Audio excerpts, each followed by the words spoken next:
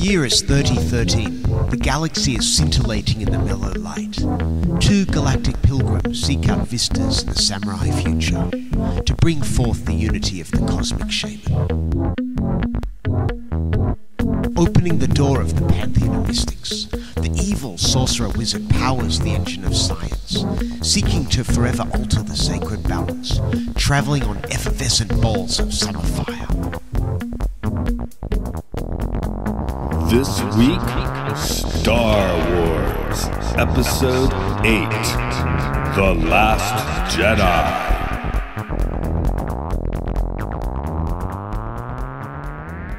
In the year 1977, women knew their place.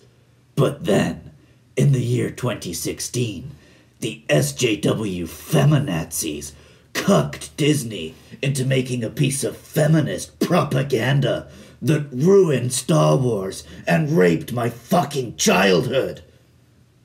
Apparently. That's The Last Jedi? Apparently. Man, do I want to introduce myself after that? This is Matt. This is Luke. And this is Matt and Luke's Sci-Fi Sanctuary, where we are today talking about The Last Jedi. So we're doing something a little bit different. We haven't watched The Last Jedi for the podcast yet. So I haven't seen this film since I saw it twice in the theaters back in 2016. I hit it about a year ago. Okay. I was just playing scenes for my daughter. She didn't want to see a whole thing, but I needed to show her, like, you know, Luke tossing his lightsaber. Yeah, some gags and stuff. Yeah. But so I left the theater the first time like, wow. That was the Star Wars film I've been waiting for. It was new, it was different, it was phenomenal. I loved every second of it. I went and watched it again. I was like, oh yeah, this is so good. These fights are great. It's like anime in places, some of the crazy lightsaber stuff that's happening. And then, in the years since, I've been told it's objectively bad. It's the worst thing. It ruined Star Wars. But I'm an idiot for liking it. I'm a cuck. I'm a moron. Like, Okay. so in my head, in like response to that, I'm like, no, fuck you. The Last Jedi was great. It's the only good Star Wars film. Star Wars Like, just out of spite. Like, no, fuck you. I liked that film. It was good. It had something to say. It subverted expectations in good ways. That's the whiny bitch Luke Skywalker I remember from the original trilogy. Here's where I'm heading. I saw it, it was maybe 2 or 3 days after opening because of schedule, right? Yeah, same. I watched it with my whole family. We tried to watch all the Star Wars films. I think I've been in Japan the whole time, so maybe I haven't been like inundated with all the the cultural wars around it. I think pretty much my first viewing to now has been pretty much the same opinion. Right. So I saw it, and I'd been getting more like meditation stuff. I can't bilocate, but I was like, holy crap, Luke's doing that now? That's awesome. I like that stuff. Maybe the plot is mildly echoing a Battlestar plot, 33. But I liked it. I was like, they haven't done that in Star Wars. It's cool. I like this movie from the start. I still like it. But there's a turd in the middle. I definitely have heard complaints about the turd in the middle. The casino. Right. I don't hate it. Because, A, it's the scene which overlies over... What's the word? It's the scene which shows you all of the overlying themes of the film. This is where you learn the film's message and then see it come into play in the final act. Also, I think it deliberately evokes the prequels because it's showing the way this shiny, lavish, overly CGI lifestyle is built on the backs of the downtrodden, dusty original trilogy lifestyle. Well, that's the thing. I felt like that whole sequence on the, let's spell it out, the casino planet with Finn and hit me up with her name. Do you know it? Rose, but I can't remember if that's her name or the actress's name. I think that might be her name. Anyway, they're on the... Yeah. Now, their acting was fine. The CGI got me. That's where I'm like, oh, crap, we're back in the prequels. Right. I've seen the trailer for the Rise of Skywalker, and I think it's going to play again. What do you mean it's going to play again? I saw some running horsey monster things. Okay. Oh yeah, I have not been watching the trailers. I saw the trailer. They put the seed. I want to get in there, you know. They threw in the seed. I mean, at the end of Last Jedi, where the kid's like, "Oh, yeah." Yeah. So I mean, it has to play out, doesn't it? Right, but then because of the sort of man-baby reaction to the Last Jedi, a lot of the fear is that Rise of Skywalker is going to be just like, no, don't worry, forget all that. It's like Star Wars was when you were a kid. Laura Dern's awesome. She was great in it. And Daisy Ridley is fucking phenomenal in it. She's good. Kylo Ren is a great villain. I feel like Snoke was lame. I'm glad they got rid of him. Yeah. And basically everything people complain about, they can shut up and suck my dick. Yeah, they fixed it, didn't they? Yeah, it was such a good film. Yeah, I like this movie. After this, we are going to actually watch the film, and maybe I'll be coming back in a minute being like, no, actually, it was forced diversity is bad. I've been red-pilled. The thing is, it's the men in the fucking Star Wars universe that make things happen. So no actually- Rey.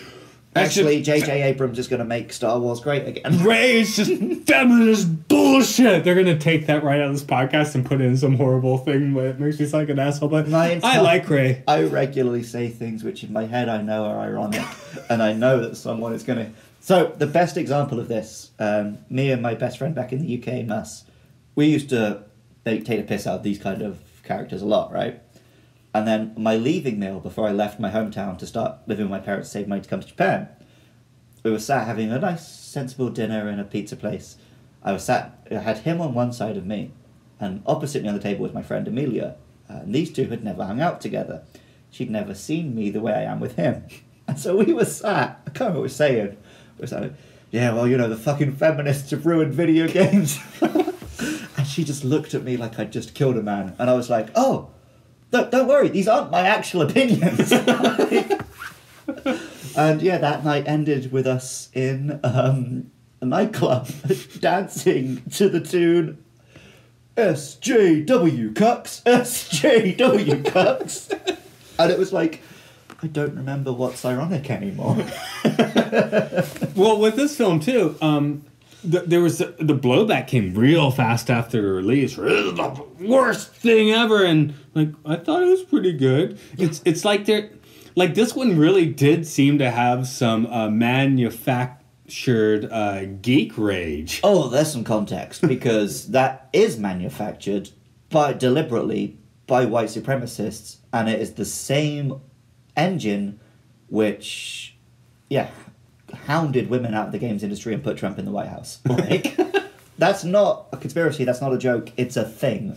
It's a big online cesspool of just men training other men to have these opinions and filling them with hate and, what's the word, radicalizing them. But it's deliberate. It's manufactured.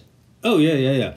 And also, Disney lean into it. Like, Disney is not... They're not your friends. No, you don't trust Disney. They're a big-ass, very evil corporation, but they're like, no, we're woke. We're the feminists. Hey, come on, watch our movies. If you really want to fight the power, you should watch Disney films. I want to fight the power of Chuck D. Yep. So with this movie, again, to me, I was just bugged by the poopy... prequel crap in the corner, and the feminist angle never even hit me. Laura Dern was the general that seemed to be making bad decisions, and then those decisions make sense, and the gender never really occurred to me too much. Is that what's bugging people? People mostly. Okay. Sometimes they try to pretend it's not. Okay. And they try to pretend they're making. And I did. But no, what is bugging people is that it stars women and a black man and an Asian, and Luke is not just this super badass wet dream they were hoping he was going to be. What? He was so awesome. He was like the Joker for most of the movie. It was, because they don't want interesting and good films. They want the world to be like it was when they were 12, and everyone on TV had the same colour skin as them. And okay, we're going to watch it again, but let me say it again. That from this point of time and space, this is Mark Hamill's best portrayal of Luke Skywalker. Yeah. And it is so Luke Skywalker. It fits, it's great, but it's just so Oh, I hope it's awesome when we watch again. Shall we watch it again? Oh, yeah. Part of me hopes that I do genuinely watch it and hate it. Okay, Just well, for the banter. You're telling about us this week. You're telling us about it this week.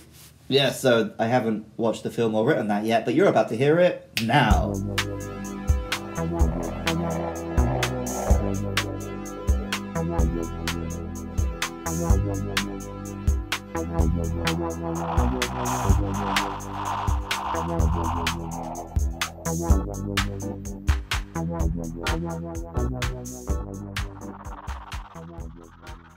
I got that. Here's your synopsis. Just crap. I'm doing it, aren't I? Okay. What was that? I don't know. Was that your British accent? But I'm self-conscious doing it from someone who has a real one. I was going for Cockney asshole. Here we go. If I do an American accent, will it make you feel better about your British one? I don't know. Try it. Oh my god, did you see what Sydney was wearing yesterday? She was like so totally ratchet, and I can't even.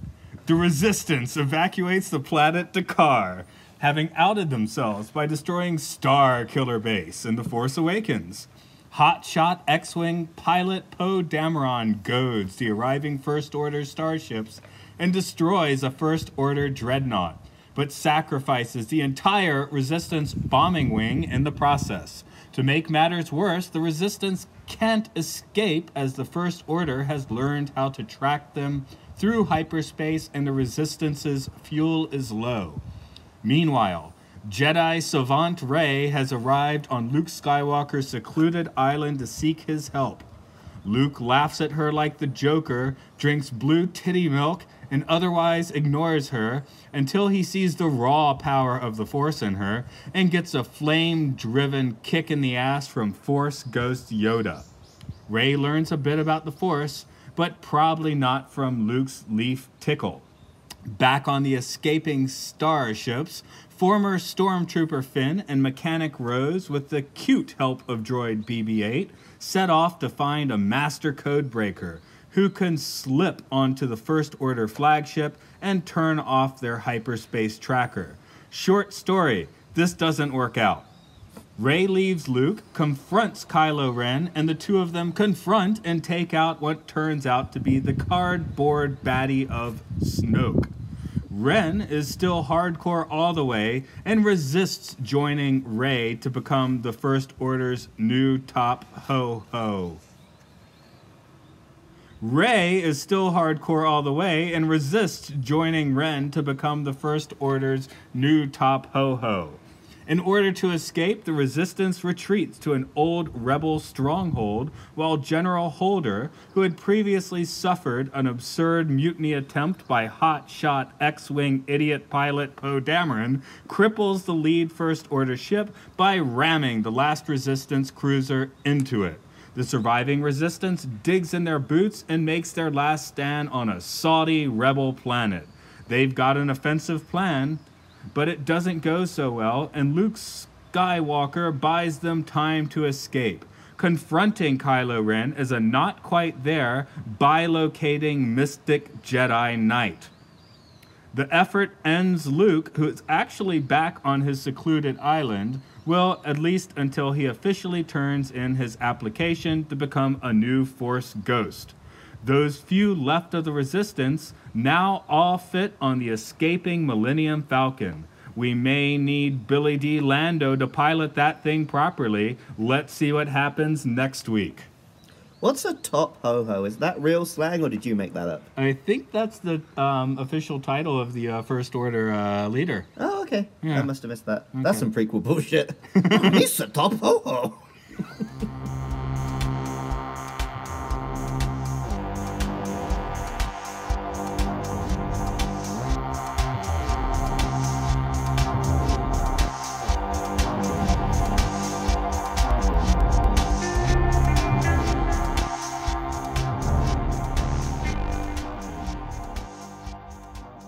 We lied to everyone. Yeah, we decided that Matt should do this week's synopsis and I should do next week's synopsis. Which is actually last week. Oh, yeah. We're recording them back to back, the wrong way around. Basically, we're too emotionally attached to give sensible synopses to either of these films. So we went for the less emotionally attached ones, I guess. Yeah. But we did watch it again. Yep. Should I just go ahead and say it? Say what you want to say. I still like this film. I like it more each time I watch it. Yeah, I guess the thing that got me this time, I did enjoy it, and I guess I even enjoyed the middle a little bit more, because I guess I'm looking at where it's going to go in the next movie a little more, but we'll talk about that later. The one thing that really stood out this time is how fucking stupid Poe Dameron is. Right, but that's like, it's trying to say something with that, right? It's like you watch these movies and you're like, oh, this is our guy. He's obviously going to be right. Which I think is a big, like... There's a big thing at the moment of, you can't trust the experts. You want to trust the man on the street. He's the one who really knows what's going on. Which, of course, is really dumb, right? But that's always what, like, action movies have pushed, right? It's like, oh, these experts don't know what they're doing, but Jack Bauer knows the truth, because he's got street cred. And it's like, no, like, maybe Poe is just an idiot who can fly a spaceship real good, and he should listen to these, like...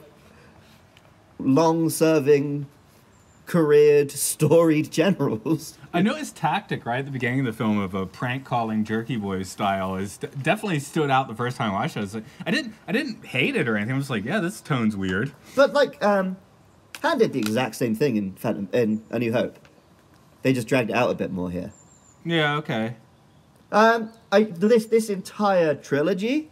Well, I mean, we've only seen 2 of them so far, but. At 66%, 0.6. Yeah, it has more humor to it, I think, than the previous 2 trilogies. Or rather, it has more humor that lands. Yeah. Well, I guess the original trilogy had more of the humor that comes from comes quite interaction. naturally. This mostly is stuff like that. Yeah, but it's a little more forced, but it's written better. Yeah. Well, it's not hard to write better than George, right? Well, dialogue, yeah. But while we're still on Poe, yeah, Oscar Isaac's a pretty good actor. He's not bad here, but he's not great here. Yeah, he's just playing Hollywood leading man, right? He's not really getting to show off. Yeah. I know, was it the same year that Ex Machina was, or was that a few years earlier? I think that was closer to around the time of... Force Awakens? It was before Force Awakens because everyone pointed out that the hero and villain in Ex Machina swapped roles for Force Awakens. Oh, right. Because Hux is the other guy, right? Yeah, that's pretty hip. Yeah. But, yeah, I mean, like, you can... I guess in testament to his acting, you can barely work out in your mind that that's the same person playing both roles. Yeah, definitely. But he's at best okay here. Yeah, I wouldn't say it's any commentary on his acting. It's just that he's playing quite he's playing a role which doesn't give him much room to show off, right? Yeah.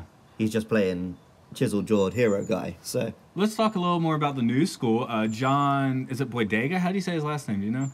John Boyega? I've only seen it. It's one of those things where I've only seen it written down. Yeah. But he's I'd forgotten his real name until you said it. He's just Finn to me. He's Poe's lover. Yeah, definitely. You told me. 100%. Oh, well, no, so before I'd seen any tweets or anything, I came out of Force Awakens being like, oh, that relationship kind of felt a bit romantic to me. But then in interviews, John Bodega has repeatedly said that he actually plays it deliberately a bit romantic because it's just how he reads it. That's genius. But, I mean, obviously I don't think we'll ever get a payoff to that, right? But that, as, like, you know, Kirk and Spock and any other 2 male parents, I'm sure there are people out there who find some validation in seeing this relationship and seeing, I see that as a sexual thing. You told me he was retweeting the shippers for... He does retweet shippers now and then, yeah. That's pretty... oh, yeah, like, the poster came out for Rise of Skywalker, and, like, the 2 of them are stood behind Rey or something like that, and just someone tweeted, like, in my head, they're holding hands behind her. And then he retweets it with, like, how did you know? So, I guess Finn's supposed to be holding hands with our newcomer here. The character is Rose. The actress now is escaping me. Something Tran, I think? Marie Tran? Yeah. So she's a trippy one. I like her. Yeah. No, she's definitely into Finn. I never in the film got any impression that he's into her. Ah, that's how it works out. Okay. Because he seems completely surprised when she kisses him and stuff, right? Right. Well, he did just get knocked out of, like, a death ray, and yeah. I mean, he has every right to be rattled at that point. So going back to what we talked about in the preview part, she got hounded off social media. She got so much hate for this film. Yeah, that's wild. Why? Because she's female and Asian. Okay. And she's not that skinny? I don't think that came into it much, but probably a bit. Okay, yeah, that one. yeah. I mean, she's cute. She's fine. But she's good in this movie. She had the audacity to be in this film, and she isn't a straight white man. Okay. And Daisy is, I Daisy guess, the Ridley. other one we got to get to. I fucking love Rey. She Yeah. might be my legit favorite Star. Oh, as you know, we'll talk about my favorite Star Wars character in a minute. But I really like her. I think I liked her a little better in The Force Awakens still. And I'm Really? not quite sure why. In this film, she never really had agency at any point. She's here because she just feels like this is what she has to do. Someone told her to do it, and then she's just dragged through the events. In our rewatch, I definitely felt a little more strong when she's like keeps pleading to Luke, and Luke's like, "Fuck that. That's not important," you know? Oh yeah, It's yeah. just another thing, right? And that did not occur to me so much on the first couple pickups, but that definitely makes sense with Luke's character here, right? Where he's Yeah. kind of like, Well, it's an interesting thing. So obviously, New Hope or whatever, the absolute classic hero's journey arc, right? Luke refuses the call, but then it gets personal and he accepts the call, blah, blah, blah. well, yeah, it's a, not a Xerox copy, but those really old things where everything comes out purple. Yeah. Duplication. Yeah. It's Right. New Hope is like Joseph Campbell. But in this that way. trilogy, Rey never really refused the call. She straight away decides to help the goodies, right? Well, she was in a shittier place than Luke to start with. Yeah, She's living in a but hollowed out spaceship. Luke refuses the call to be the old wise master. So Luke's just twice now been a dick about it. He just wants to He lay. just wants to go to He just wants to- Tachi Station and buy some power converters. That's all He he wants wants to to lie back and play some Splatoon. do. Yeah, That's drink all his he milk. wants to do. That's What what he's are we been talking doing. about now? That's what he's been doing for the past 15 years, just laying back and playing Splatoon on his island. Yeah, That's what against Thor all does.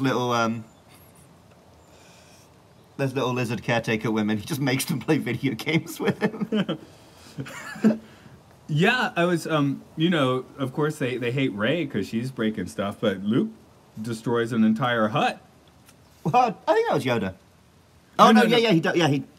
The one, When he yeah, sees her with- where Rey's yeah. communing with Kylo. Yeah. And he didn't like that. No, yeah, Yoda gets rid of the Yggdrasil tree. So they did The Yoda Sigil better tree. in this film in 10 minutes than the entirety of the prequel trilogy. Well, he's a puppet again. Yeah, well, he just. I don't know if he was or not. He was a puppet here. Okay, but he felt like Yoda. Yeah, The that was- giggling, the voice, like.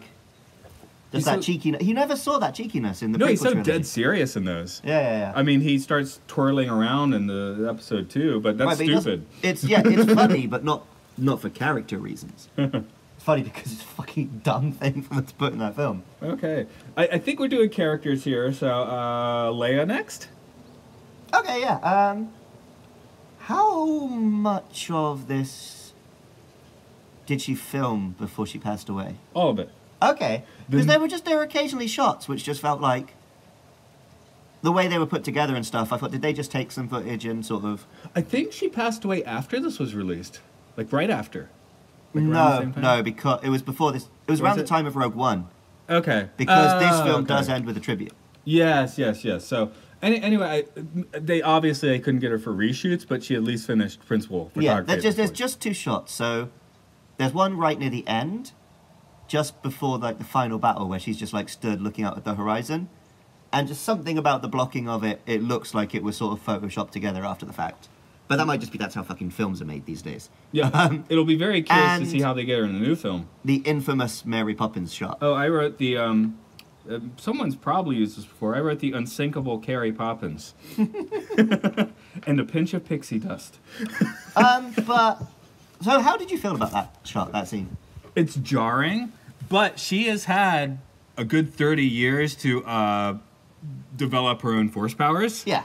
So it's not unreasonable. Well, yeah, it's well established Jedi can move stuff with the Force, so I don't know why anyone would think that floating through space is. I think it's not what was done, It's but just how it looked on film. It does look a bit weird and cheesy, but it's like a 60-year-old woman floating through space. How good can it look? Right? Yeah, I had zero problems with that shot. Yeah, but it was definitely jarring the first time. I was like, whoa, they're making a bit of a... So I think it's the tone. It's the way Well, they it's did also, it's a little like doing a fake-out death for that character when the actress had just actually died. Yeah. It felt a bit cheap. Yeah, that's But true. also, I suspect that was... I'm willing to give them the benefit of the doubt that that was actually all planned and shot and filmed before her real-life death. Are we going to talk about the real tragedy of that bridge explosion? Admiral Akbar? Of course. It's Yeah. a trap! Yeah. Bring him back just to kill him off. Bastards. We've gotten to most of the... let's finish Okay. the characters. The big one for me, then. Kylo Ren. That's the last one to get to. Fucking Adam Driver's ripped. Yeah, I know. Holy shit! I love Swolo Ren. Yeah. I got a response. Someone... Ben Swolo, that's the one. There we go. When the film came out, and I don't agree, it's just, an old girlfriend like typed like, "Oh, he made me think of you when you were young." One, I don't get that, but cool. But I don't think he was this ripped in the last one. Well, we never got any shirtless scenes, Yeah. but yeah, he is pretty ripped. Now, Adam Driver was a seal.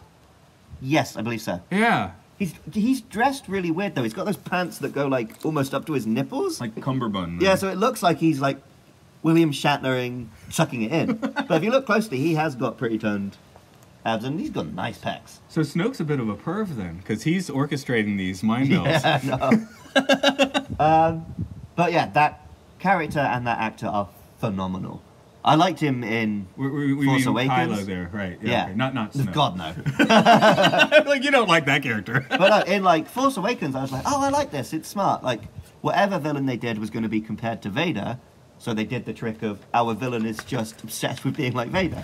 But he's so much more than that in this one. Oh, definitely. And by getting rid of the helmet and smashing it insanely Yeah. helps it. That said, I like the helmet. I miss yeah, the helmet's helmet. pretty cool, and I like the voice he has with the helmet as well. Yeah. But no, he's such a good actor. No, you can't leave him in a fucking Power Rangers helmet. In The Force Awakens, he's violent, but he's not menacing. No. In this movie, he becomes menacing, and even more disturbingly, and I feel like the new movie might get into this, he might be right.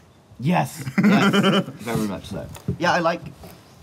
There's a lot of depth to his character, both in the fact that he is conflicted, but also you feel conflicted watching him. Anyway, he asked Rey to join her. No, he says like we're destined to. We have to join at some point. Yeah. And she turns it down because as a hero she has to. But he's probably. I think he's onto something that's going to end up becoming something.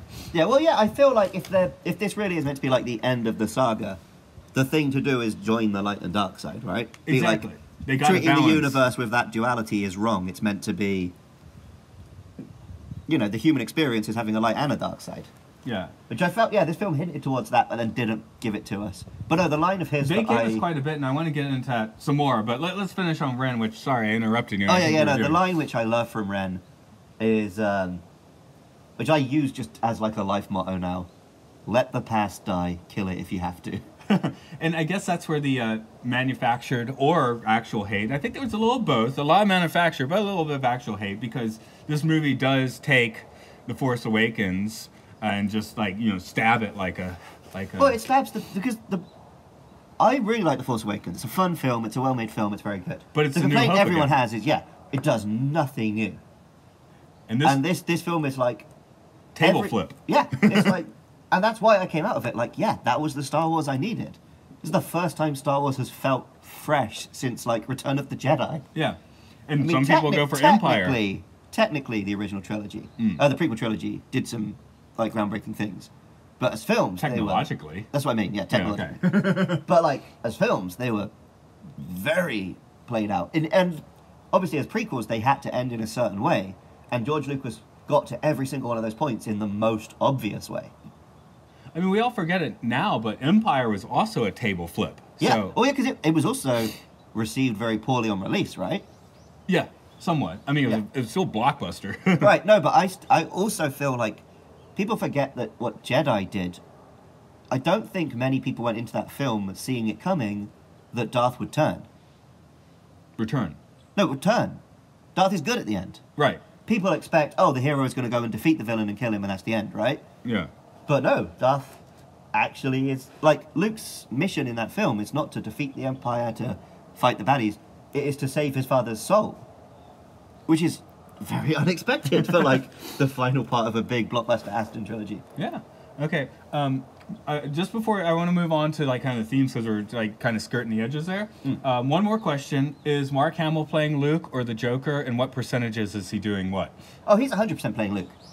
I think this is a like. Luke was whiny and constantly like giving up on things. This is a very like this is what would happen if Luke went through what you went through. See, I think he's 80% Joker here, and it's not a criticism. What I like is the only times we see the old Luke Skywalker is when he sees R2-D2 again, and when at first when he sees Yoda, he's still the Joker, but once Yoda actually chastises him, and then he becomes Luke, and then those well, I guess his little moment with Leia would also be Luke, but those are the only bits I think we see like Luke Skywalker. The rest of the time he's the old grizzled Luke Skywalker, who's very similar to the Joker, and I love it. I don't feel like he ever did the Joker voice or anything. He did, I think I heard some Joker voice. Okay. Tell you why Jedi must end. Tell you why he didn't feel like the Joker to me. He never felt like he was enjoying any of this. Okay. Luke was depressed. Luke was a sad man. He enjoyed the titty man. He enjoyed pissing off Rey. But like. So that's what the Joker does. The Joker doesn't like himself. He enjoys pissing off other people. Yeah. A little of that. Again, I'm not. I loved that about this movie. So if you convince me he was not the Joker, you'll make me sad. Okay, fair enough. Well, I mean, it's an actor and he's playing a similar role, so it makes sense. Yeah. But I also did feel like it was very true to the character of Luke Skywalker. Oh God, yes. I mean, that's where he'd be. People complain because they wanted to see Luke as this ultimate badass, whatever. That final scene, he is. Yeah, Luke always has to be shoved into confrontation. He doesn't. He tries his best to avoid it because he don't want it. And even at the end, when he does do a badass thing and confront them, he does it in a pacifistic way, right? Oh yeah, his little shoulder. Dust off his shoulder is fantastic. So even before I'd figured out, my first theory when he survived was and also I noticed he didn't make the footprints, was he had died when they shot him, and was a ghost. Oh, biohacking is cool too. Yeah, they also they drop a hint to it earlier in the film. Yeah, because when Ren and Rey first start seeing each other, he says, "Oh, you're not doing this. The effort would kill you." And Luke eventually does use that power. Yes. So there is a clue. But didn't kill Snoke. Even when I thought he was there fighting, the way he fought was like, "Oh no, this is how a Jedi Master would fight." Yeah. Like he's just dodging and slipping around and fighting in a way where he doesn't have to fight. No, his best lightsaber battle's in Empire, but I did think about Return when I said that, but I went with Empire in the end. His best lightsaber battle's in Empire, but this is his best Jedi confrontation. Yeah. Because this is what the Jedi should have when we saw Yoda fight, and it was all them flips and shit. No, it should have been this. It should have been you just can't touch him. He's so good. Yeah. The only other place they did that well. Was in that cartoon Rebels. I didn't see much of that. I had never watched it. I saw a clip on YouTube where Obi-Wan and Darth Maul have a rematch, and it's like Darth Maul is still trying to do all his kung fu shit, and Obi-Wan just calmly sidesteps him and kills him. Like Indiana Jones? Kind of. Well, no, he's still a sword fight, but it's just like a little step done. Because showing off and bouncing around is not what you do when you actually know what you're doing. He moves as little as possible because he's a master. Right. So I think we need to get a little deeper into Jedis now, yeah? I guess. Okay.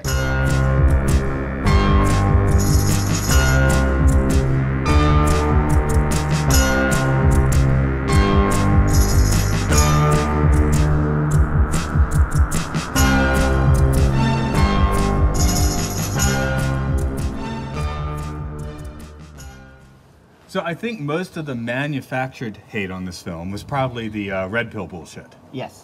But the real hate, which was probably less for the most part, I think, is that the Jedi Order is now pretty much fascist. Right, but that was also the prequel trilogy, right? It was, but they never spelled it out. Like, you know, when Darth Vader actually takes out the Order, it's still a tragedy, right? Right. I think it was the Jedi were never... And I don't think Luke is saying they're bad, but they're misguided. Misguided, yes. Definitely. And I think that was maybe even in the original trilogy kind of hinted at. Like they needed to do it a different way.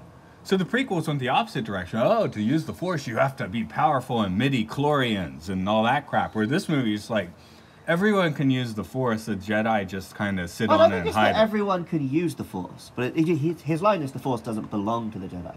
Because the Force is the Force. It binds all living things. Right. And the idea is Jedi are just meant to serve the Force. Yes. But they make it like, yeah, it's our thing. It's the Force. No one else. Rogue One had the Force adept, right? He wasn't Yes. a Jedi, but he could use the Force to a certain extent. No, he didn't use the Force. He just had faith in the Force. But in that he way, let the he Force used it. use him. I mean, the way he went into those battles, obviously he was actually using some Force, not the way a Jedi does. But No, yeah. Right, and I think that's what Luke's getting at, is like, yeah, if you have to be a Jedi, you have to have, if you want to say it, midichlorians to, like, do all the over-the-top shit. But everyone is part of the Force. And that's also why I think the point with the Revenge of the Sith stuff, right, with the cheating death, is that the reason it's a Jedi thing and not a Sith thing is because Sith are trying to cheat death, whereas Jedi are just accepting death and stepping into the Force and knowing that is just the next stage of life. was Han Solo a secret Jedi? The Force worked with him. Yeah, the Force had some... He was strong with the Force. Is Jar Jar Binks a Sith Lord? Yeah, he's Snoke. Okay. Oh yeah, that. So I absolutely love when Yoda just laughs and burns down the Jedi archives. That's fantastic. Yeah, that's what I mean when I said this was Yoda done right. Like, it's just he's giggling, he's cheeky. And blows But up the he's archives. wise. Yeah. You know, because Luke was set on doing it, and because, like, that's the point where, in theory, Luke is like, the Jedi must end, but he didn't feel it till Yoda did that. Right, yeah. Well, he just didn't have the balls to do it. As he needs to be shoved into situations in the end. Yeah. And, like, obviously Yoda doesn't want the Jedi to end, but he knows that stuffy old books and the old order are not the way to do the Jedi anymore. Yeah, if you Just, try and read the Rig Vedas, there's fantastic information there, but it's going to take you a while, trust me. It's not the most fun read. But yeah, I think the Jedi stuff was going back to the theme we talked about before, it was the right move for the whole you have to move on from the past being the theme of this film, right? That you can't just make another nostalgia movie. So is moving on from the past a euphemism for killing your childhood these days? Maybe. Because that's what people say. This movie killed my childhood. One, watch the old ones. Don't watch this one. You're good to go. Yeah. Don't worry about it. But But yeah, like, people do try and stay children their whole lives these days, right? So in this maybe movie, it's good to kill your childhood a see, little. Poe doesn't get to be a child anymore. He's got to learn how to actually, be a tactician by the end of the movie. Okay, well, let's go into one of the things. Even Luke's got to learn, right? I mean, he thinks he's on his island perch in the right place, but he's still got a few things wrong. Yeah. So people come at me with trying to convince me that, like, no, it's not just because of the women and stuff. It's because this is objectively a bad film. And I'm sure people have tried to tell me that, like, the story doesn't make sense, the characters don't make sense, but that's bollocks. Like, every character in this film has an arc, they have motivations. The plot is mostly moved by characters, right? Yeah, even the part I don't like, the casino thing. That's what happens in most Star Wars films. They kind of serendipitously, do this insane scheme, which in this case turns out to be a red herring. Yeah. Well, yeah, but again, it's making a point. Like, everyone's like, oh no, the heroes with the tiny odd scheme are gonna win through. It's like, no, sometimes just do the sensible, safe bet. Yeah. Even in extreme situations, sometimes the best solution is to do nothing. Yes. So I'm gonna go real hardcore with that, and let's bring out the train moral question. The train's on the track. It's going to kill your mother who's tied to the track. You can flip the switch and take out 5 people, or the other way around. I don't know how it works out, but I think the answer is to do nothing because you did not set up the situation. Yeah, people have. The person who As set up the often situation presented is the the argument, vile thing, right? Yeah. By doing nothing, you now have no moral bounty on it because you didn't set up the situation, and either way, it's going bad, right? Yeah. Like, but then in other cases, inaction is an action. Yeah. So Poe and Finn and Rose, are they trying too hard? Oh, definitely. Although Leia They've says done nothing like, and just hung out. well, I can also see the point of like maybe Holdo should have told them, right? She But did. He from just her- didn't listen. From her point, no, but he told them the plan. Uh, But from her point of view, she doesn't know how they're tracking them, so there could be a traitor. yeah.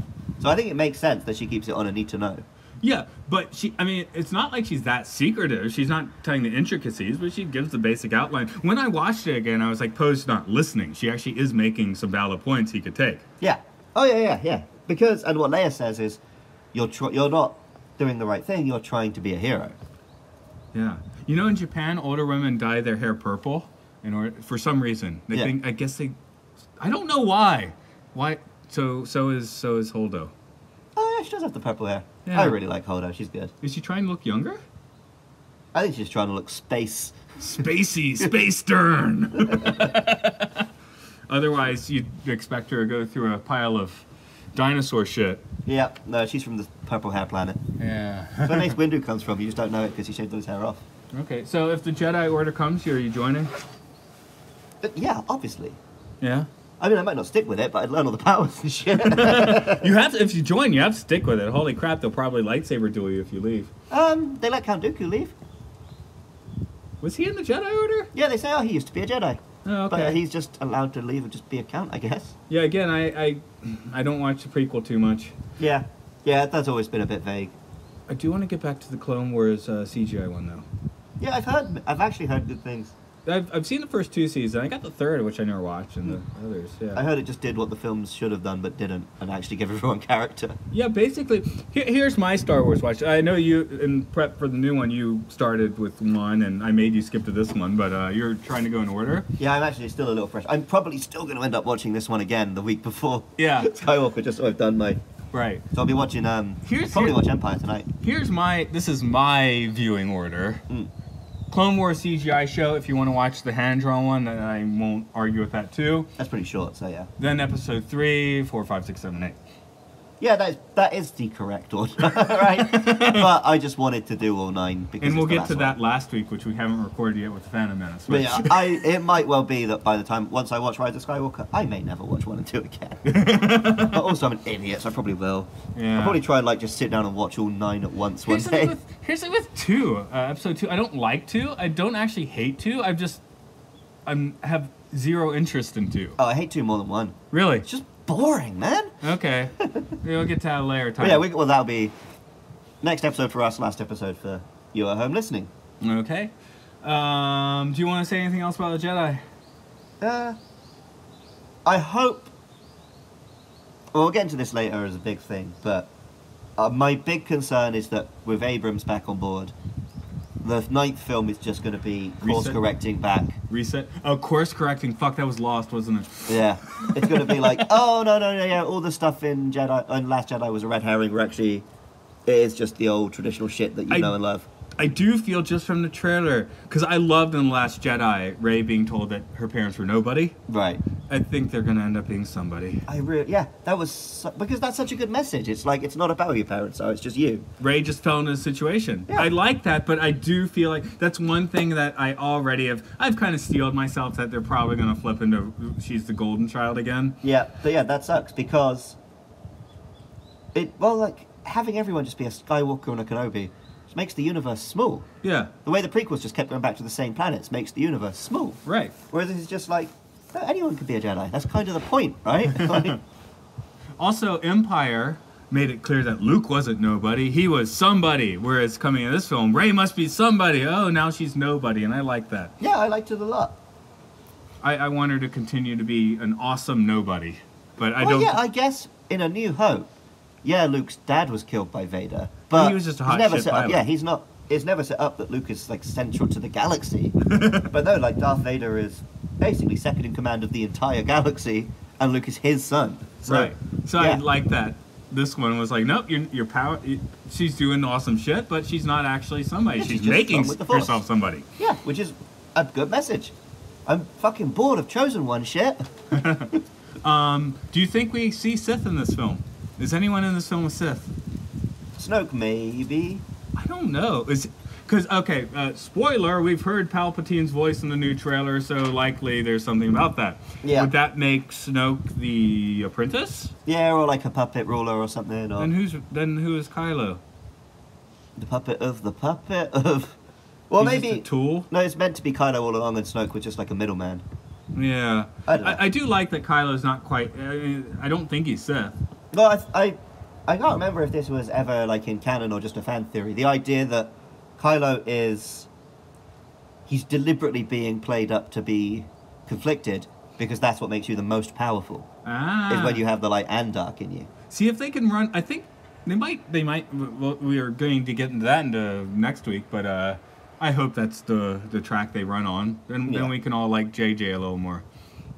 Not that I dislike him, but you never quite know what you're going to get. He's very good at starting things, but have we got any proof that he's good at ending things? Well, this could be his big chance. Yeah.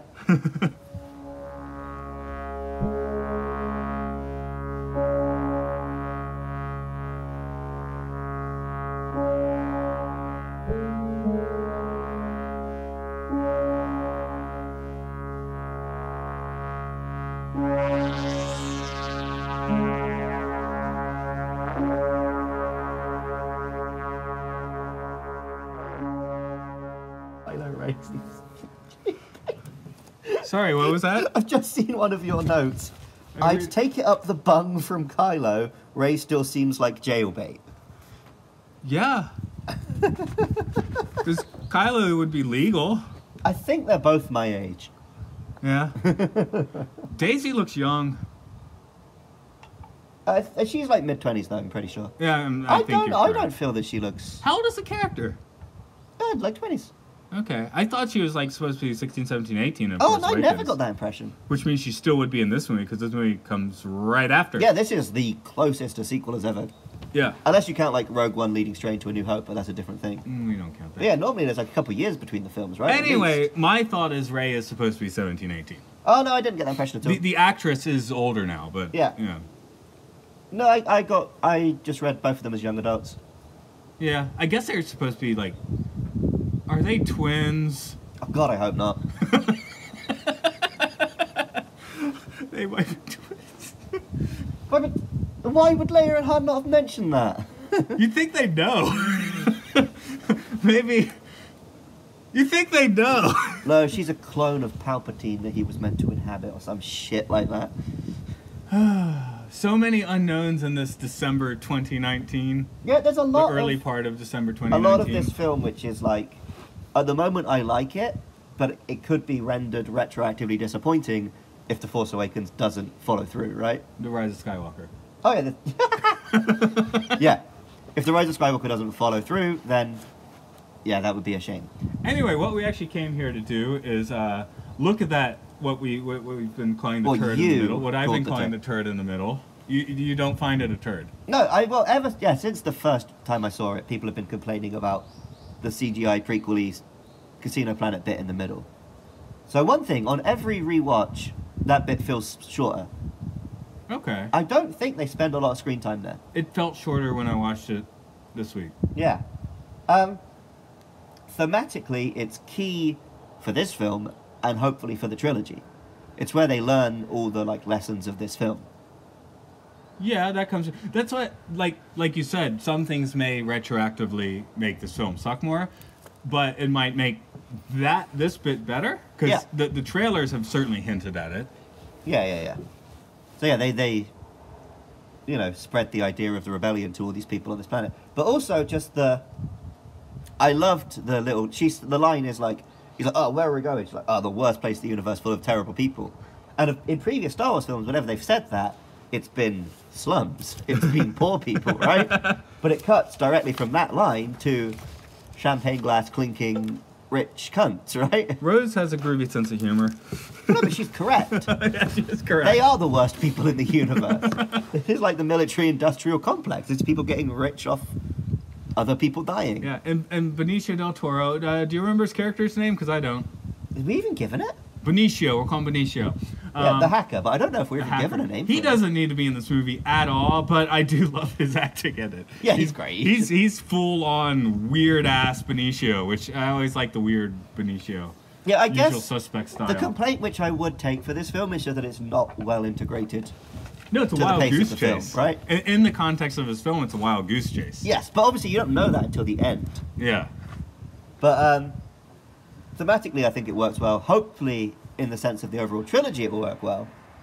But yeah, so the point of this scene is that the real bad guy of Star Wars is the Star Wars. The Star Wars.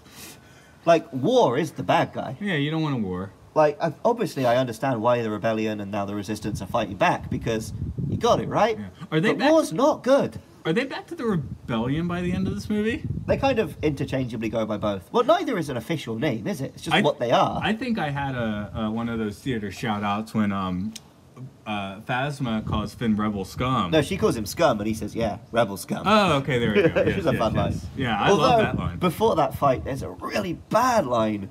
Which, you know when you play, like, more recent Mortal Kombats and shit, everyone just has to have a little line before the fight starts. But she's like, oh, I'll kill you, traitor. And he's like, bring it on, Chrome Dome. It's like, neither of those lines were necessary. Like, he's nervous. Yeah. Because he's about to get into a fight with The Who's woman lamer, Boba Fett or Captain Phasma? My biggest hope for Rise of Skywalker is that she comes back again and has a crap death again. That's the see. Because yeah, both of them are just like, oh, the armor's cool, but they don't actually do anything in all three films. As we got to, Boba was born in the holiday special. True. Oh, in the holiday special, we put in the bit. I actually watched it yet again with my buddy, and we put his bit in. Do you know the part we skipped? The animated part? Yeah. Really? We were in it for the shit, man. I was going to say, it's good, but that doesn't make it fun to watch in the way that the shit is. Yeah, exactly. But yeah, Phasma is definitely the new trilogy's Boba. Yeah, well, she's just like, oh, it's a cool action figure, but that's it. And what a waste of a great actress. Gwendolyn Christie. Yeah, go on just a bit, because I can't, off my mind, go what she's been in other than this. Oh, Game of Thrones.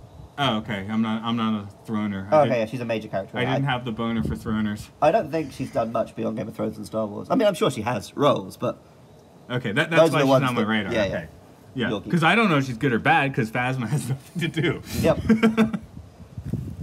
So yeah, but like, the whole Canto Bight casino sequence, to me,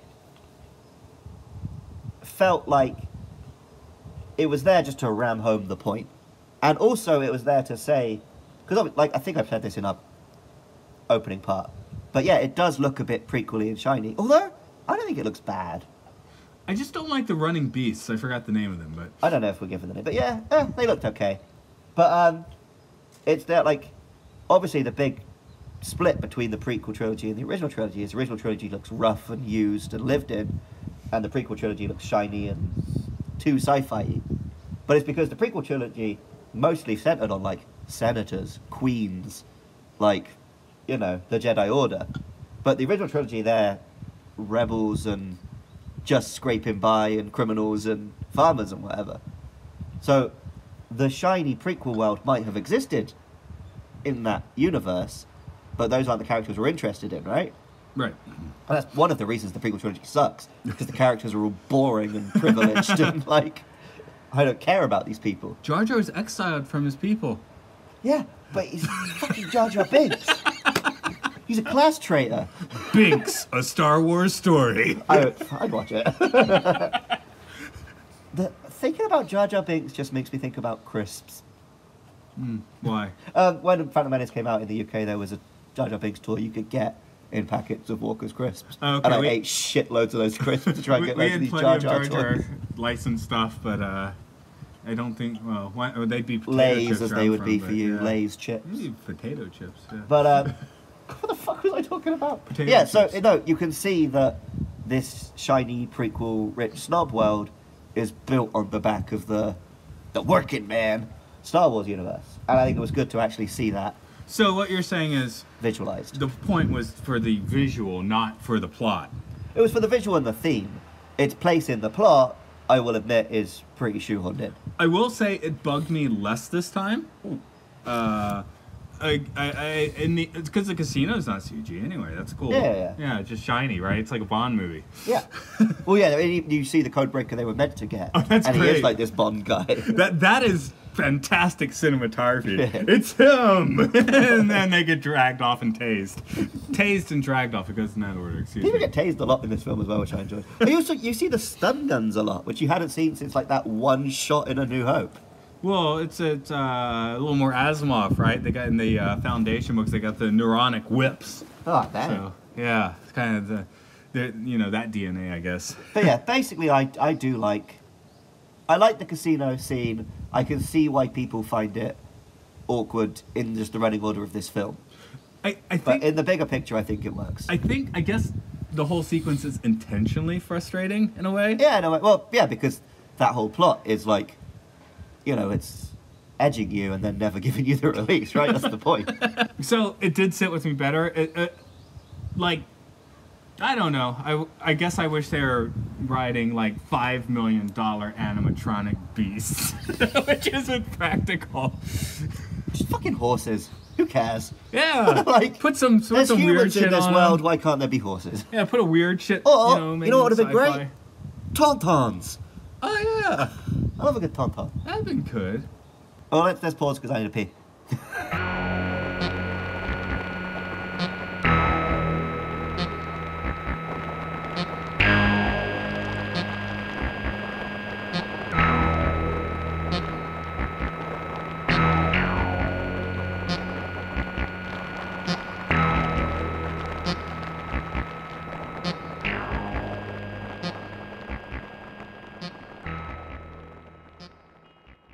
I tell you about the best pee I've ever done. Was it now? No, it's at Glastonbury Festival, right? And there's a big old queue for the urinals. But they're just some fucking troughs in a field, right? So I just stepped out of the queue, just whipped my dick out and peed on the grass. And I remember it being like applause and laughs and cheers. But also I remember like everything I ever did like that, so maybe not. Did anyone else do it? I think another dude did do it. Okay. But everyone's drunk, right? You're at Glastonbury Festival. Yeah. And it's just dudes queuing up to like pee in these long buckets. So I'm like, no, fuck this. So I just step out, whip out my dick and pee, and I felt like a hero. I felt like a champion among men. I assume that's a Probably lead felt like in. an asshole. Is that lead in? Yeah. What? Okay. Are you leading into another thought, or is that the Oh, thought? that was just a thought. Yeah. Oh, okay. Because I ended the last bit by saying I'm going to go for a pee. Oh, right. Okay. So the thing I was going to come up with is this is the longest Star Wars movie, but it's also the least epic, tautly plotted one. Yeah. Like every Star Wars film, there's 3 locations. The second actually being 2 locations. Yeah, pretty much, right. Right. You start on one planet, everyone splits up to 2 planets, Yeah. rejoins. Yeah. So this one, I guess it still basically follows that, but it's just much tauter, you know? Well, it feels like it splits its characters up even more, and every character has a real journey to go on. So stuff is always happening and moving forwards, plot or character or something. Just there's a lot of them. We wrapped on the actors. Why don't we wrap on the characters? Let's start with Rey's journey. Yeah, so obviously the first film she's just like a nobody and she eventually discovers she needs to help these people. In this one, it is her trying to find... So at the start, there's the great scene where Luke's saying, no, why are you here? No, but why are you here? Because she's just saying, Right. oh, the Jedi... She's the giving Resistance talking sent me a points. for Leia. Yeah. And then she realizes the reason she's here is because she doesn't know who she is. And she gives And us talking points like 3 times, which Yeah. is effective, actually. Yeah, because she doesn't really know why she's here. And then so and I think Kylo points out to her, like, you're just looking for someone to tell you you're like important because you were abandoned by your parents, right? So first it was Han, now it's Luke. It's also maybe Leia. Is that why Kylo telling her she's nothing is just a psychological ploy? No, because it's him telling her, like, just accept the truth and just be your own person. I want to accept that truth. I'm just worried that Yeah, we're it might not about be. to find out it's not. That scene where he's telling her, like, you're nothing, but not to me, did feel like real douchey teenage boy trying to hit on someone shit. Like, that was some pretty abusive language there. But no, her journey is just, obviously it's learning the ways of the Force a little more, but also just learning to be her own person. Right. Because eventually she just gives up on Luke. She's like, well, fuck it, I'm going to do it then. Yeah, because she was her own person back on Jakku. No, but she kind of wasn't. She was just waiting. She was waiting, but she was pretty well effectively doing a thing in a... Yeah, she was living her life, but she wasn't like... She didn't have a big role in the galaxy or anything. Oh, of course. Okay, so Kylo, what is his journey? That's an interesting one. It's kind of the same journey as Rey's, right? He's he's like he's following Snoke. He's trying to be Darth Vader, and then his journey is realizing, no, fuck all that shit. I'm Kylo Ren. I'm going to do my own thing. I'm going to rule the galaxy. He makes that breakthrough though, like 10 minutes into the film. To me, that's him demolishing his mask. But yeah, he moves off from the Darth Vader thing, and then he throws off Snoke as well, and then he's just like. Well, yeah, then the last thing he wants to do is kill Luke, because he wants to just break away from the past entirely. Yeah, so he's just trying to completely demolish the past. So it's an obsession. Without the obsession, where would he be? I almost wanted to believe him and Rey were going to team up. I still think they are next time. They're going to. Yeah, because I think the point for both of them, what they need to realise, is that the Jedi on their own are only telling half the story. The Sith on their own are telling half the story. And they're going to realise, no, they need to just create a new order of just the Grey Jedi, whatever you want to call it. A new world order. Well, they just need to be humanists. And we do need a proper Solo. He off the last one. It's his responsibility to fill in the gap, maybe. No, I feel like Poe is Solo, right? Yeah, but he's dumber. Yeah. What's Poe's journey? Don't be a fucking idiot. It's Don't be a cocky asshole. It's to think about the bigger picture, not the moment, right? Mm. Yeah, his is a very clear cut. He needs to learn an actual lesson about being not a shit commander, right? Well, he got to be such a hot shot in The Force Awakens, right? He didn't do anything wrong there, did he? Yeah, but because all he did was pilot. Yeah. Which is what he's good at, right? But this was him learning that if he needs to actually be a leader, there's more to it than that. Any more journeys? Well, Leia, I mean, she's passed out for most of the film, but there's something going on there. Well, it's a passing the torch thing, right? Yeah. For her, Han, and Luke, it's like... Well, that's why Poe needed to go on that journey. So that now Leia can trust him to lead the Resistance. Because obviously his heart was in the right place. And her and Holdo have that little moment with like, oh, he's a troublemaker, I like him. But, like, that's how you start a rebellion, it's not how you lead one. Right. Which is, the universal truth of history. Like, you start a rebellion to, like, fight the power, but then you end up being the power. Yes. And that's just the cycle of history, right? We do know that Leia sends out her signal, which gets no response. It probably will by the next movie, but in this movie it's bleak and horrible, and the entire rebellion is... Yeah, way more even than Empire, right? It's just the Millennium Falcon by the end of this movie, and the 30 people on board. Well, because I think I saw people complaining with the old, like, oh, but they won at the end of Force Awakens, how are they in such a dire state this time? But they survived Force Awakens. Yeah, they shook a bee's nest, a But, like, beehive. the Starkiller Base did destroy the Senate and the fleet. Like, those guys we saw on that base of the Resistance were all that's left. And yeah, they took out Starkiller Base, but the First Order is big. Like, yeah, there's a baseball bat in the beehive. Yeah. But yeah, it's kind of the same starting point of Empire, right? It was like, I got the impression in A New Hope, the rebels hadn't really been actively fighting up until that point. They'd just been organising and protesting and causing trouble in the Senate. Because it says, the opening crawl, which is basically Rogue One, they won their first victory.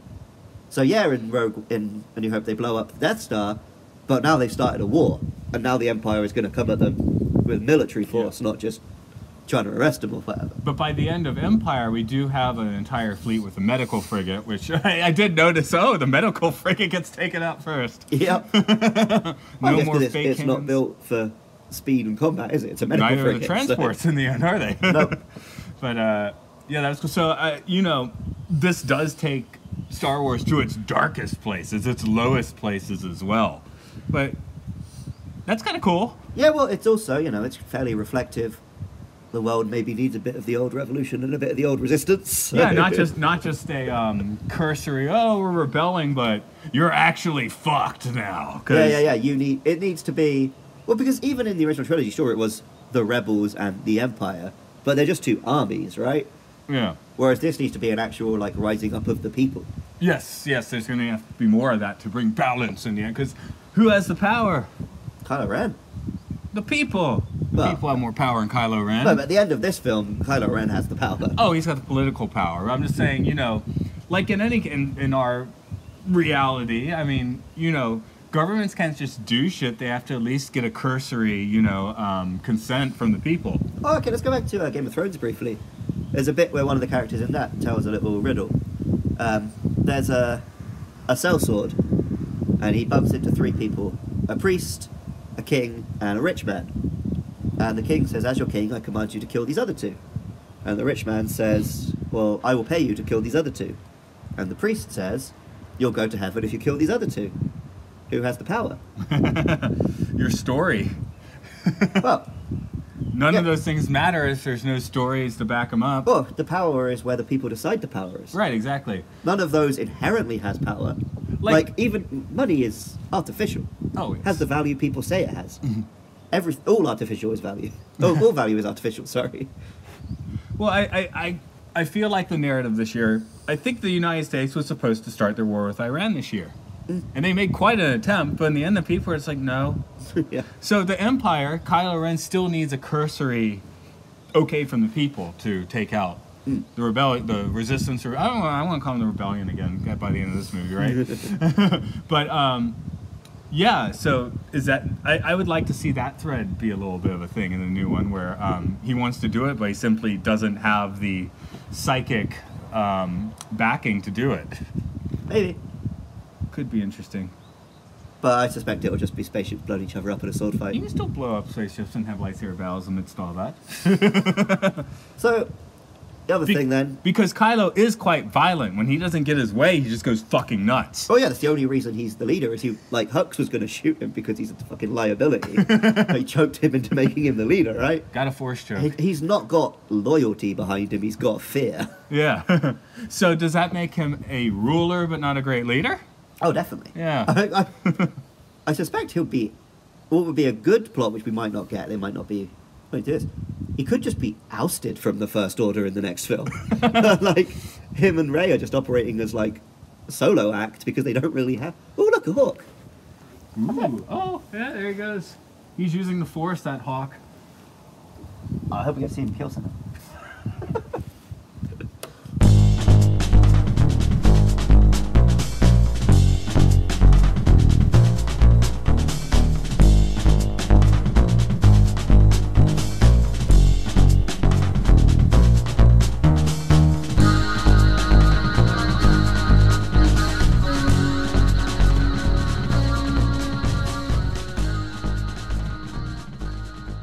So this film is Star Wars, right?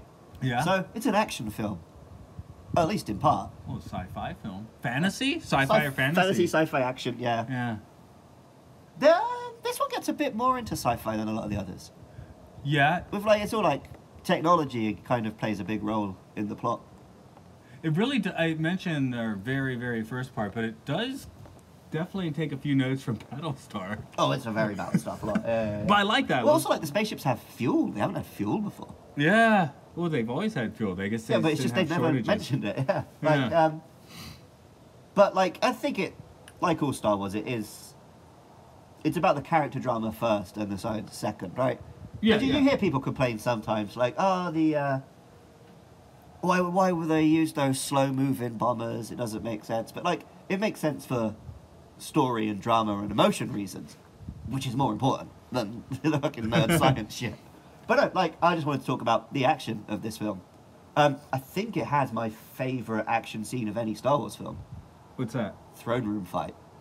It is pretty cool. It's just sick, man. Yeah. The start does just turn the lightsaber around. That was such a good... I love that. And that he points the lightsaber at his true enemy. And you know what's happening, but it's still just so satisfying. Even knowing it's happening, it still slightly catches you off guard. You're just like... Especially because of how fucking...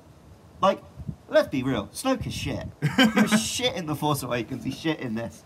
And, like, the Emperor was shit as well. Darth Vader's the interesting villain. Yeah. So, like, they know that, so it's just like, let's bump him off. Fuck him. Yeah, because here Kylo's your instant villain. Yeah. But then, like, they don't go into... You don't get the rematch of Rey versus Kylo. No, you got to wait till the next one for that. You get them fighting together against these fucking samurai Imperial Guard dudes. I did like the... I put a note somewhere in here, but the slight revision on the Imperial Guard thing was pretty groovy. So yeah, that fight was just so exciting. And just visually striking with, like, the red room and it's burning up as they fight. And there's just some cool moves where they're, like, passing the lightsaber to each other and stuff. Yeah, that was good. Yeah. Oh, there are a few... I will kill you is usually not a good negotiating move, even if you're evil. That's Snoke's go-to, right? He's like, I will kill you! It's like, dude, you're not finessing this at all. Oh yeah, but it's because he's confident he could just take the information from her head without her consent, right? Which he seems to pretty successfully do. By the time he releases her, he knows where Luke is. Yes. Did you want to get to any other? Did you want to get to any other of the action scenes? I also really like Luke and Kylo, but we've talked about that one at length already. Yeah, we got into that. That is fantastic stuff. The ship explosion's quite fantastic. Oh, that's because the Death Star just but that collision, and we still have what, Rose and Finn escaping on a the ship's like ship. Falling apart. That's really cool. That did have some CGI, but the shot itself, Holdo should have yelled ramming speed Worf style before so, but oh well. I've also seen a lot of nerds being like, oh, why haven't they been doing that all along? Why build a Death Star? They're like, for all we know, it's like a 1 in a million shot that it'll work, right? Yeah. Han does tell us that, like, flying a hyperspace ain't like dusting crops, boy. Do you think that Leia dumped Han for Holdo? No, I just think that was just friends. No, I do too. It's fun. I really loved the little scene with them where they both try to say the Force will be with you. That's just cute. I like that. Yeah. Other than that, you didn't get... Like, there's the bit with the speeders, but it's not really an action scene. It's just they're hoping they don't get killed. No, there's a fair amount of talking about stuff in this film. Yeah. For a big Hollywood action film? The opening escape, I guess you get, like... what's his chops? Poe blowing up the guns and then they send in the bombers, but that's not really played like an action scene. It's just this slow, depressing failure. The Rose's sister dropping that bomb in the end is pretty groovy, though. I mean, it's a cool that's shot. what I mean. It's great shot, great effect, but it's not like action. No. It's the slow movement of a symphony. Yeah. The film is tense and exciting and thrilling, but doesn't have much in the way of fights. No, use a story and character to ratchet all that up, which is it's the way a chase. movie should do. Yeah, because by the time you do get any fights, you're so invested. Like, by the time Rey and Kylo did fight those guys, I was so excited just to see them work together and see them kicking ass. Yeah. So I guess my last question is, has this movie subscribed to Disney Plus? How do you mean? There is no point, is there? You're just being Matt. No. I don't think so, right? Because Disney Plus, with all the Star Wars shows and shit, it's for the I love canon, I love backstory, I love technical specs, fucking nerds, right? Yeah. But this movie is like, no, that's not what Star Wars is about. Star Wars is just about human drama played out over a grand space background. So my real question, which I did ask, but in that way, but how much Disney... Are we seeing more Star Wars or more Disney running through this? I feel like we're seeing a lot more Disney in the Avengers, for example. This one, The Force Awakens. I think they gave... Who was? I forgot the name of the director of this one. Because Gareth Edwards was Rian Rogue Johnson? One. Yeah. They gave Rian Johnson, like, do what you want. Which is amazing at this point. Yeah. And what he did was... What he wanted. Yeah, and it was... I loved it because it was like... Obviously, he loves Star Wars, but he's also got a vision to do something new, right? He's in line for the new trilogy, is he? He was. He who was. knows what the fuck's going on Yeah, there who anymore. knows what's going on. But yeah, and its film came out and it was so good. But you got the fucking dork backlash. I think Rise of Skywalker is all Disney. Yeah, maybe we'll see. Rise 'Cause Skywalker is good. I'm worried it's going to be so safe. I was disappointed here. This guy was not making episode 9. Safe. So, because it was just rock. Yeah. Right, yeah. I mean, maybe, like, have you ever done the thing either at school or online where, like, you take it in turns to write a chapter of a story? That never worked. Right, but they occasionally work if you're willing to just take the other person's idea and go with it, right? Yeah.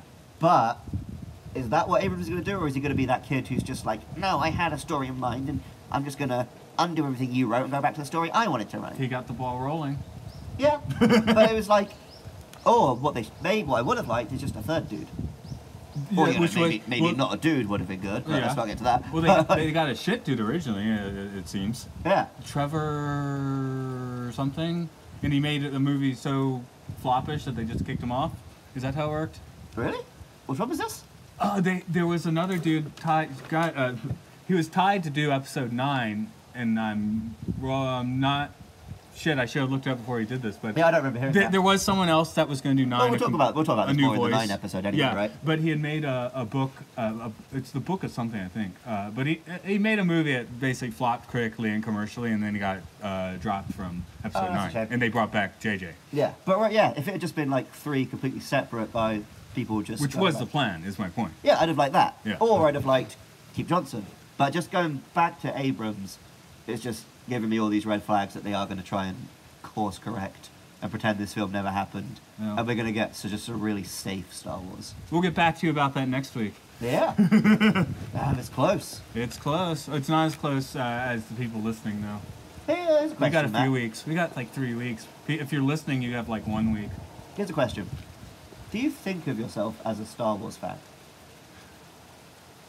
I think of myself as more of a Trekkian then. I Same, just right? lit a fire there, but I like Star Wars. It's great. Right, but I never think of myself as a Star Wars fan. But I know a lot about Star Wars. I really like Star Same here, Wars. same here. I spent loads of my childhood having lightsaber fights. I and had woods, right? I had like a spoiled child amount of Star Wars toys. Same, and like me and my friends would coordinate, so we'd get different ones, right? So when we played together, we had like everything. Yeah. But because there are Star Wars fans who are so into Star Wars, I never think of myself as one. So maybe that's the thing with Last Jedi. It appeals to people that like a good story, that like a good movie, but maybe rubs the Star Wars fans the wrong way. Right.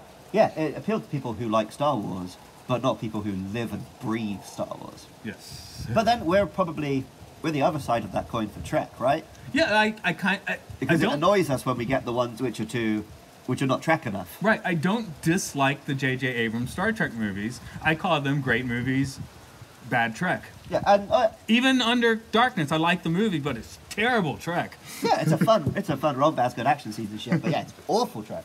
The first one I don't dislike. But it's still bad Trek. Yeah, it's a weird thing. But yeah, compared to a normal person on the street, I probably am a Star Wars fan. I've played lots of video games, I've read books, I've watched movies. We have a I photo. fucking dressed as Darth Vader for a week this year for Halloween.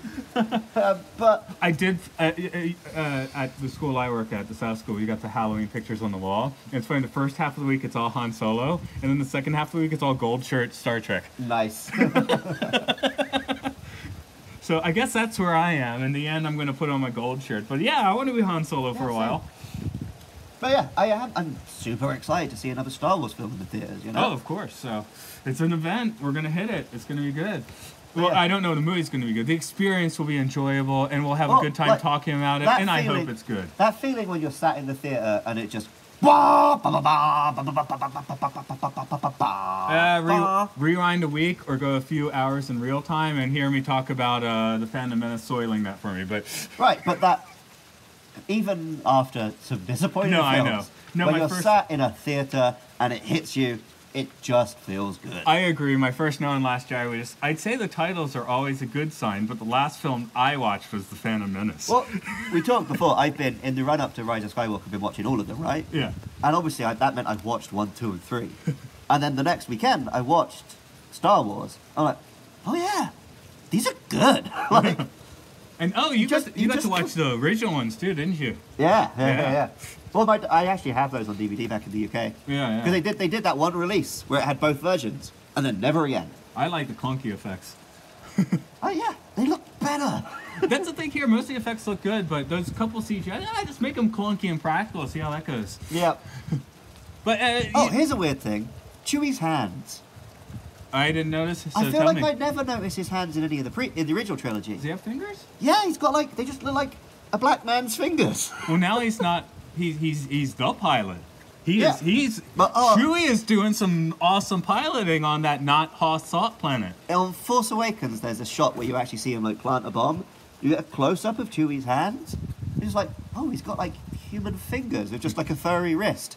And I can't stop noticing it now whenever I see the current trilogy Chewie costume. We'll have to go back to the holiday special and when get I a close watch, look at the Wookiees. When I watch Empire, which will be like tonight or tomorrow night or whatever, I'm going to have to make a point of just looking at Chewie's hands. Does he have human fingers or is his hand furry or what? And make sure I never noticed it in anything except these two films, Force Awakens and Last Jedi. Yeah, I don't think I even noticed in these. I just never thought about his hands. Okay. Well, I hadn't, and then it gives you a close-up. Yeah. I'm just like, wait.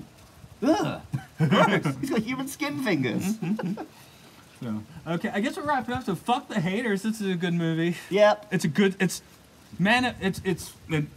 I think this comes in after Empire for me still. Oh, where'd you feel on Porgs?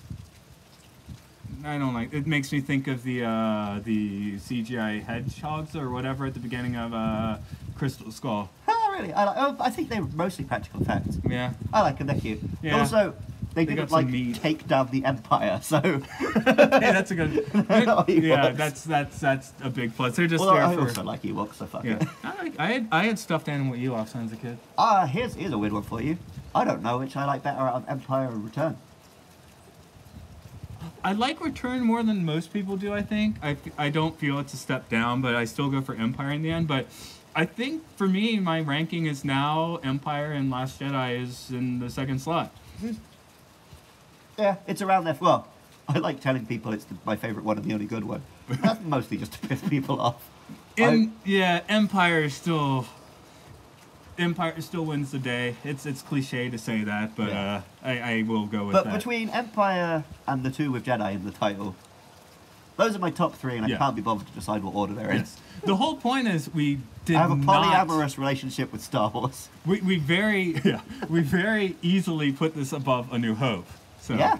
yeah. Yeah, I would. That's saying something. Yeah. Because any prequel movie does not go above any original trilogy movie. No, definitely not. And I don't and The think I'd Force even put Awakens, Force Awakens yeah. above it, because it is just a new It Hope. comes in right after the original trilogy. Yeah. But this one does rank in there, I think. Haters can fuck themselves. I will say, though, the Death Star trench run in the original film is just one of the all-time greatest film scenes. With the original effects. Yeah. The tension and the music as he's going in. He's like, is he going to do it? No, he doesn't. But, No, of course. It's a fact. They just, they learned.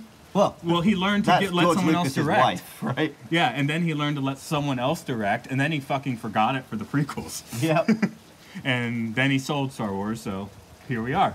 Yep. I guess we're gonna get you next week where we go see this new Star Wars movie. This has been Matt. This has been Luke. We are sitting in the temple, so you should. Get the fuck out of our sci-fi sanctuary. Thanks for the wedding. Thank you. Get the fuck out of our sci-fi You're supposed to say sanctuary. get the fuck out of our temple today. Okay. Okay. Whatever. Bye bye. Blow up our temple with your force powers.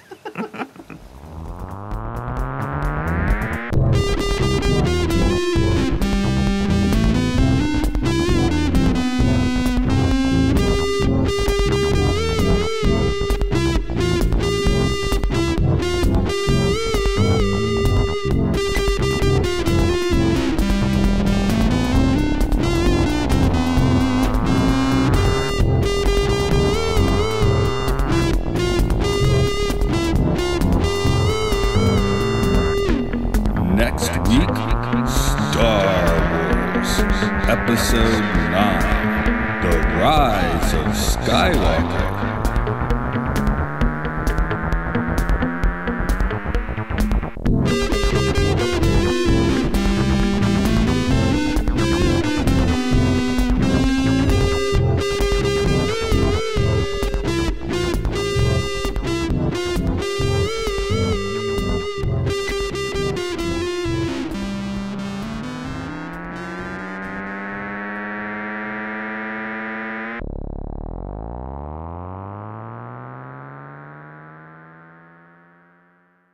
Yeah, I've got a. If you want to rant, there's a very specific note I'm looking for here. So give me another thought while I'm looking for it.